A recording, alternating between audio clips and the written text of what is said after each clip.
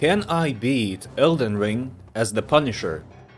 So the rules are quite simple. I can only use tools that Frank Castle would use himself, like crossbows, firearms, and grenades. I need to defeat all the shard bearers, and finally, I cannot use any summons. With the quick intro out of the way, let's get to it. I have made a valiant effort at trying to make a character that looks like John Bernthal, which he doesn't really look like him, but oh well. I then began my journey by leaving the Church of Anticipation and went around the world collecting all of the required items. Torrent, Physic Flask, Nectus Medallion, Radagon's Sword Seal, Bow Talismans, traveled to Mount Gelmir to first grab a Somberstone 6 and found a merchant with all of the explosive bolts and the Confessor armor. Looks decent. I then grabbed the Fire Scorpion Talisman and got my first weapon, the Pulley Crossbow, which I quickly upgraded as much as I could. I then purchased some ammunition for my assault rifle and got the most essential weapon for this run, the Jar Cannon, which at that point I couldn't wield.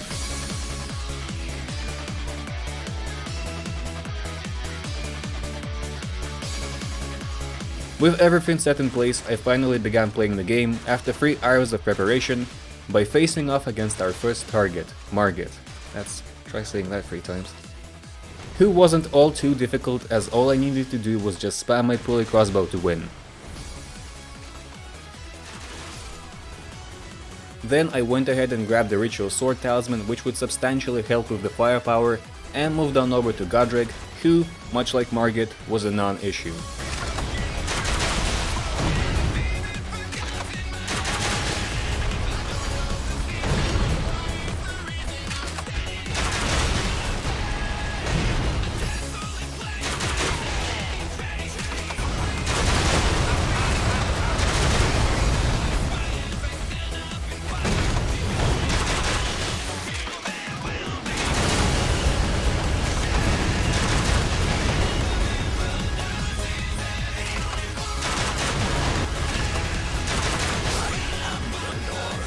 I then progressed through the entirety of Various questline to get to the Rune Farm and decided to acquire the stand-in for my flamethrower. With that done, I shot Renala on sight, and did the same thing to the Draconic Tree Sentinel, cause, you know, that guy had it coming. In the capital sewers, I got myself the Somberstone 7s, and got a Somberstone 8 and 9 in Caelid. In the Mogwin Palace, I managed to find this merchant who was selling bolts that apply bleed damage, which would come in handy against some bosses. I started blasting. Bang, bang. Time for the Radahn Festival and the inevitable fight against Radahn, which was surprisingly fun and engaging.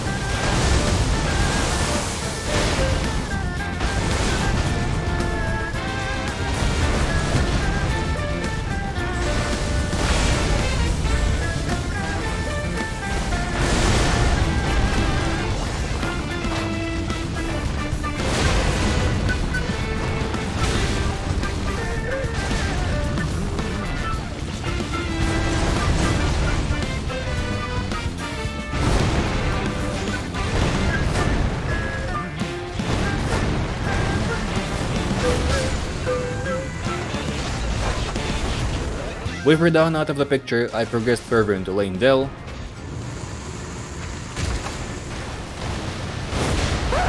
Yep, that's me.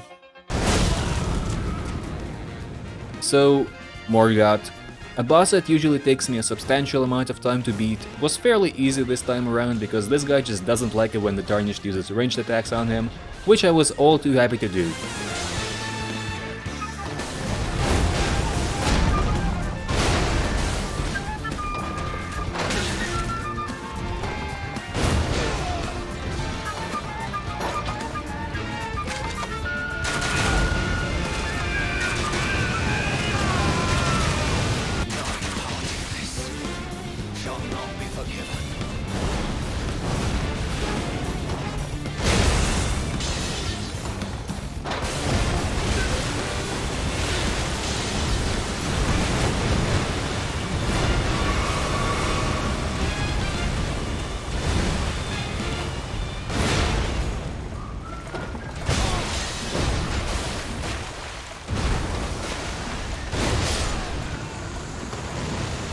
I then went around the entire map collecting all of the cracked pots and ritual pots, and well, I am never doing that again.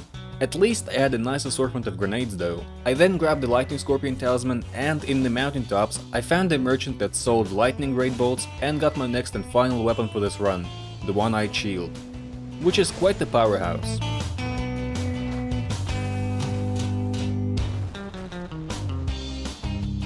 To further improve the damage output of my firearms, I got some physic tears for my flask.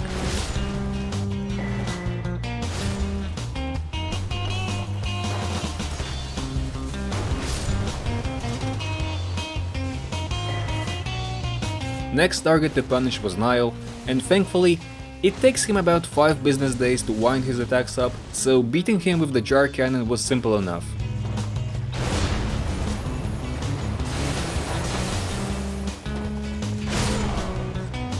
In the consecrated snowfield, I defeated the Knight's Cavalry to get their armor, which would be my final look for this run. You bloody bastard bitch! You I had no idea how I managed this, but I beat the first phase of the fire giant without getting hit. Phase 2 on the other hand wasn't as straightforward. I mean, it lasted for so long that the in-game sun was going down.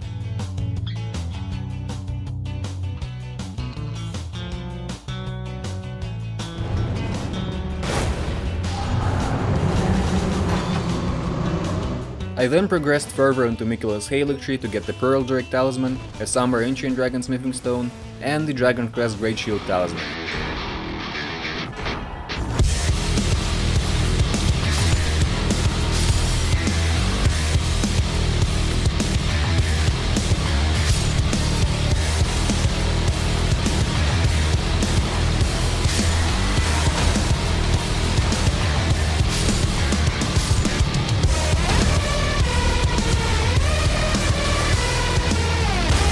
Anyways, time to watch the Earth Tree burn and move on over to the Godskins, who, with the help of my sleeping gas grenades, were not an issue.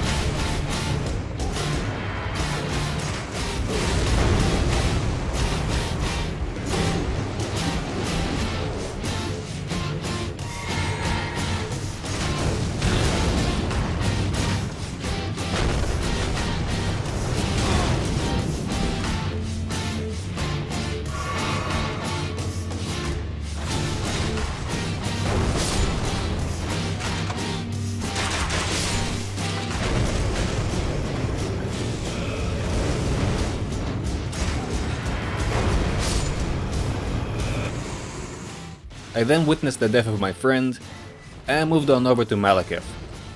Well, what can I say? Just bait out the single punishable move that he has in Phase 1, and you're golden. But in Phase 2, he has a slight tendency to move all over the place and dodge the projectiles, which is not cool, and not helpful in any way.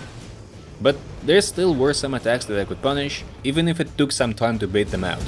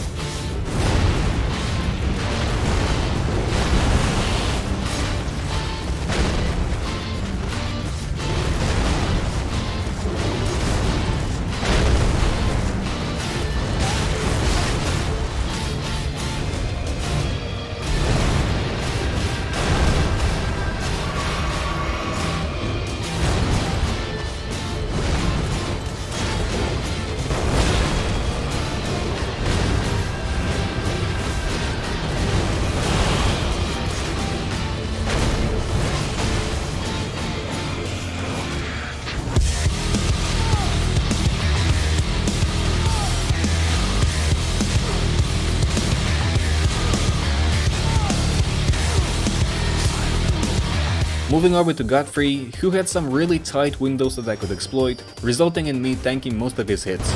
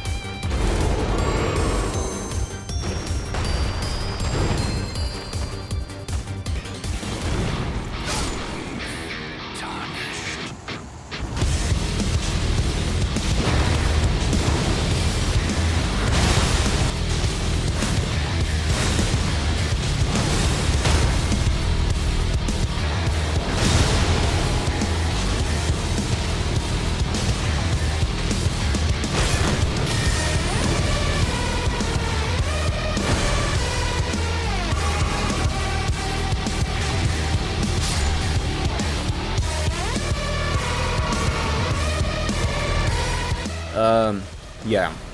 Elden Beast took some time to properly finish off, but nothing that my 50 cal elephant hunting rifle couldn't handle.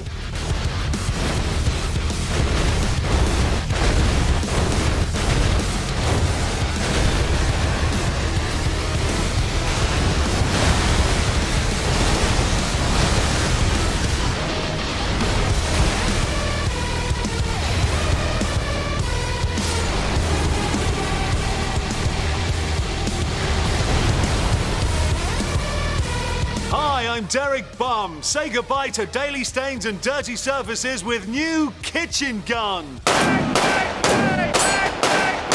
I love you, kitchen gun!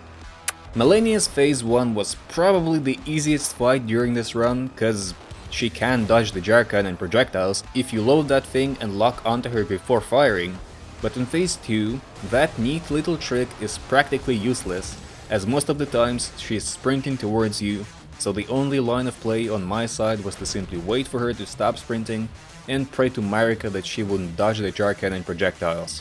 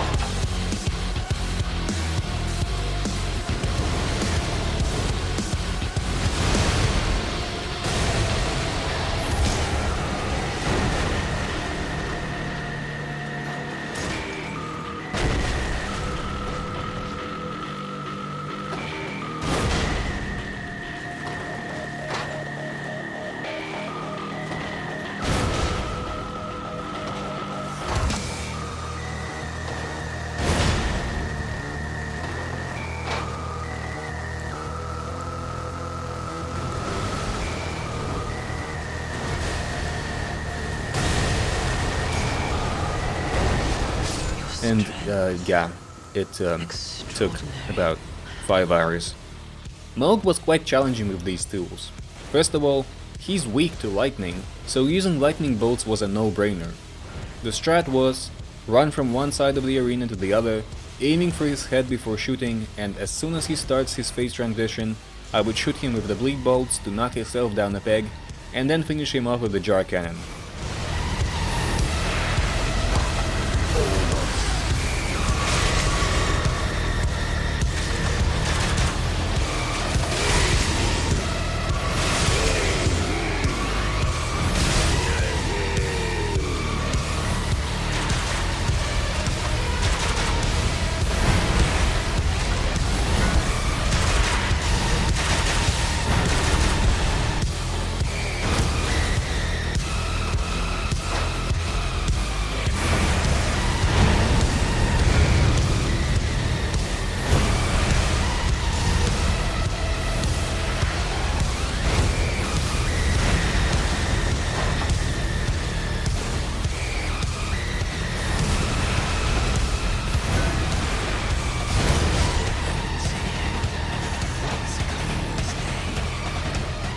Yeah, no, that's not happening.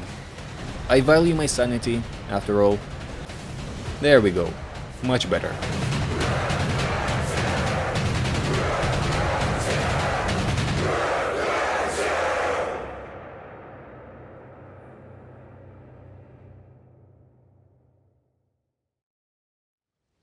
If you wanna make a similar build, here are the stats with the talismans for PvE and for PvP. Thank you everybody for watching, have a good one, peace.